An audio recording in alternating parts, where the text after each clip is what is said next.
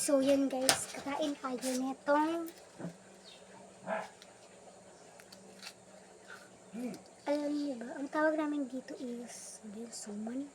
Ay, ano yung ano ito? Ang tawag niyo dito. Ang tawag niyo dito.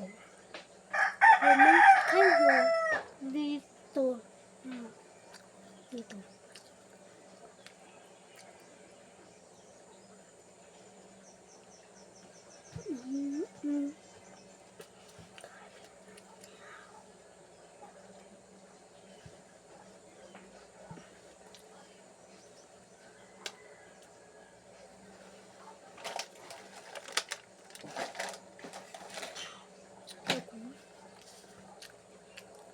So, you provide 5 assessment.